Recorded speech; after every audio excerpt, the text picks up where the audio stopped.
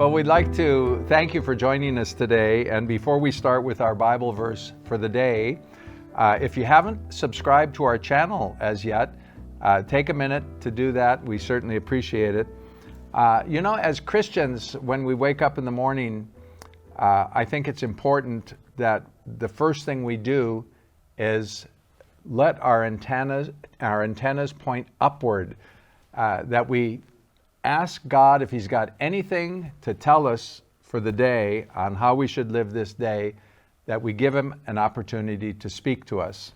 Our verse for the day really deals with something that's very important in a lot of people's lives, and that is the subject of money. And now that reminds me of the old song that the group ABBA once sang called Money, Money, Money. Do you remember that little tune? It was a big hit. And that's probably because people like money, right? What would we do without money?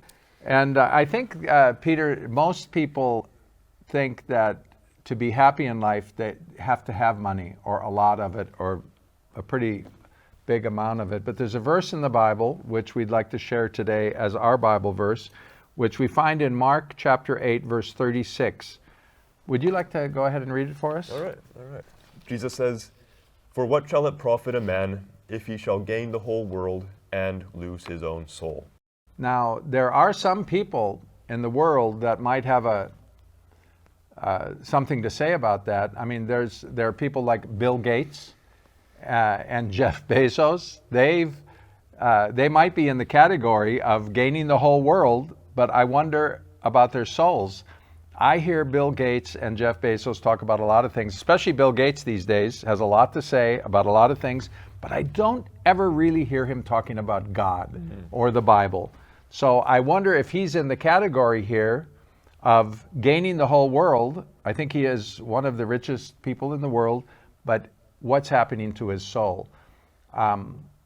It seems like if you're full of God's Spirit, or if you really believe in the Bible, that at some point you would start talking about that.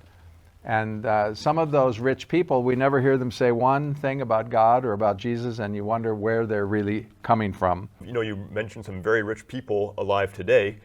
There was a very rich man in the book of Acts named Barnabas who gave all of his wealth to the apostles and then went and became an evangelist himself.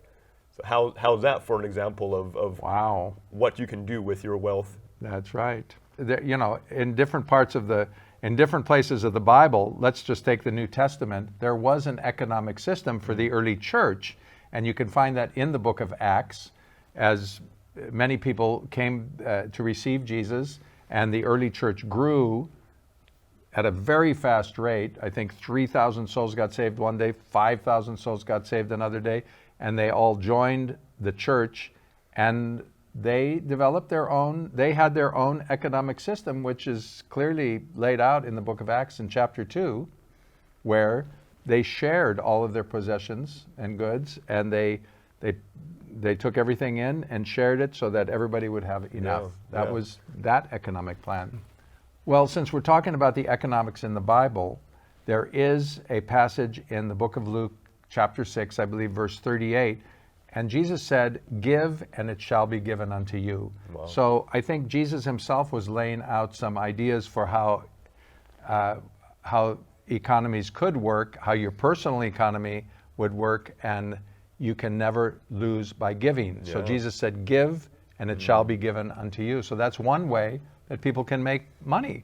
You give your money away, and God will bless you for that. And of course, Jesus is the Word of God, and so he was involved in laying out the economic system in Leviticus, which is has a lot to do with communal sharing of goods and taking care of people.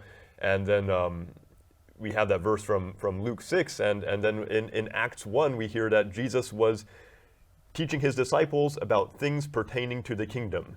And then in Acts 2, they're implementing this new system. In Acts 6, they're appointing deacons to make sure that people get their fair share in the daily administrations. in Acts, I think it's 10 or 11, when they're doing a collection to make sure that the people in a famine-stricken area have what they need. So Jesus certainly has a plan for these things, and he leaves a lot for us to learn from and act on. We hope that this has been an inspiration for you and that you may have learned something new from this Bible verse. What shall it profit a man if he gains the whole world and loses his own soul? We look forward to seeing you again tomorrow for another verse for the day.